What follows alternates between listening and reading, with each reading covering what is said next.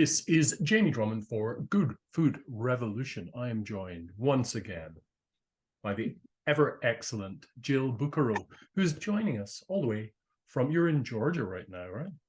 Yep, outside of Atlanta. Fantastic, fantastic. And today we're going to talk about something, we were going to talk about something seasonal, but I guess in a way it could be seasonal because people are very busy at this particular time of year.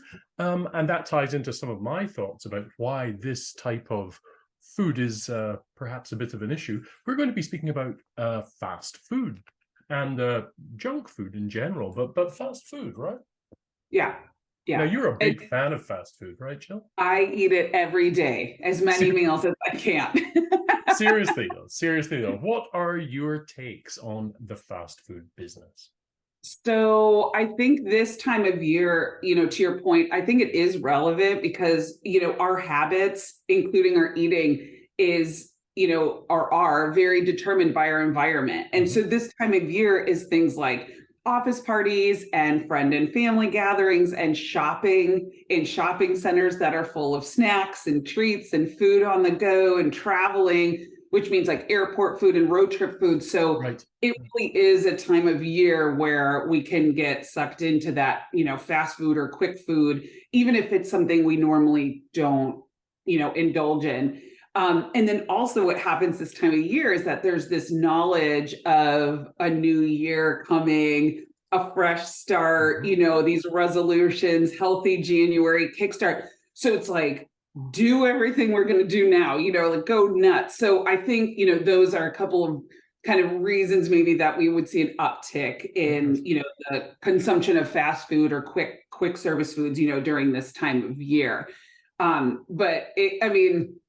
The stats about fast food are staggering, I think. So I have some US stats and I have some Canada stats. About 37% of Americans eat fast food on any given day. So today, 37% of Americans are going to indulge in fast food. The most common meal is lunch. And then men are more likely to indulge than women in fast food lunch. The fast food industry in the US has a market size of $331 billion as of 2022. So those are just some it's everywhere, it's big. For Canada, 16% of Canadians consume fast food every day. So 1 out of 6 Canadians consume it every day from what they say. The Canadian fast food industry is only worth 29.8 billion. So you got a little catching up to do to get to the US, but you're doing okay. And then 84% of foods served by fast food vendors are unhealthy. I mean, that was a Canadian stat, but I think it really applies, everywhere. And then what I thought was interesting too is that in both Canada and the US, the fast food consumption decreased with age. I mean, I guess that's not too surprising. So that 18, 20, 30-year-old had the highest percentage. And then as you got older, the percentage decreased of fast food consumption. So those are just kind of some general stats and, it's everywhere. Now, I don't want to be a food snob about this. I've never really been one for fast food, or what do they call them now? They've rebranded quick service restaurant food. Quick service. QSR, yes. Because of the negative connotations of fast food over the decades. And it's been a long time since I was actually in a fast food restaurant. And I don't want to be a food snob about this, but when was the last time you were in a fast food restaurant? A typical fast food, like McDonald's, Burger King. I mean, it's been over 10 years. I would say sometimes when we're on the road, we'll hit a Subway sandwich, place, which actually is the biggest chain. It has more locations than McDonald's, which I was surprised to see.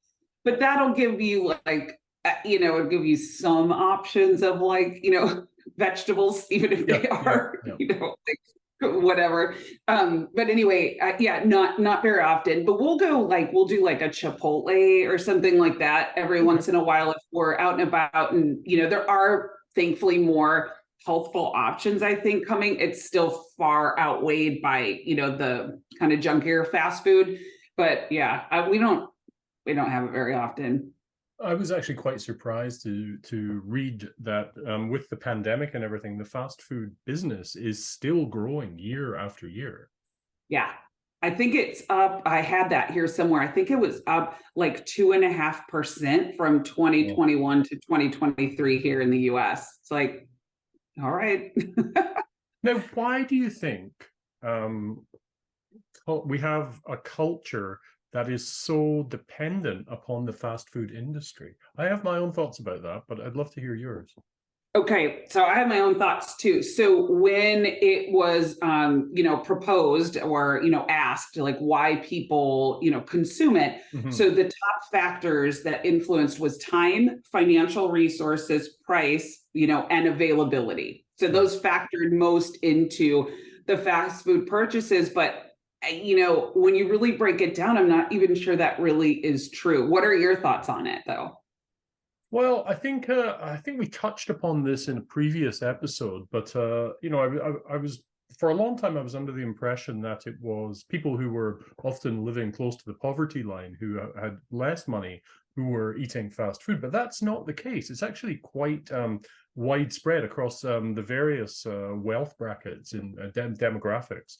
And it was more to do, from my reading anyway, it was more to do with people being time poor and simply not having the time to cook from scratch.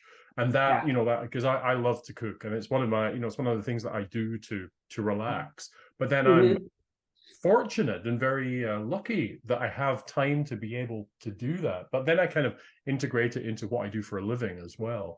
But that whole idea of our overwork culture or our hustle culture, where people are just, they're doing, they're working every day every minute that's sent to them just to get by these days. And the thought of the indulgence of taking an hour out to cook food is just not possible. Yeah, you're exactly right. And I have the stats to back that up. So among lower income adults here in the US, about 32% consume fast food on a given day. Middle income, it went to 36.4%, and high income, 42% consume fast food on a given day.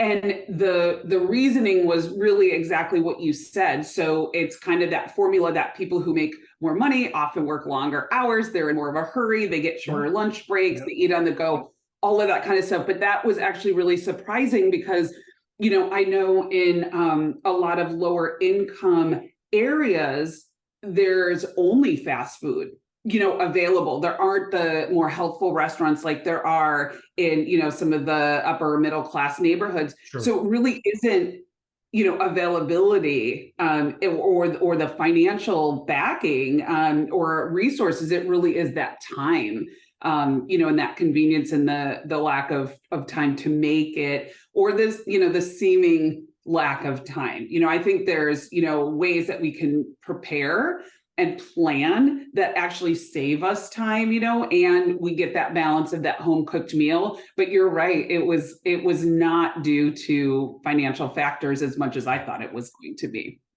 I can remember the last time that we spoke, or perhaps a couple of times ago, you mentioned the price of a burger or something in a fast food place, and I kind of balked. I was like, what? But in doing some research for this today, I discovered that fast food in general, fast food in the States is a lot cheaper than it is in Canada.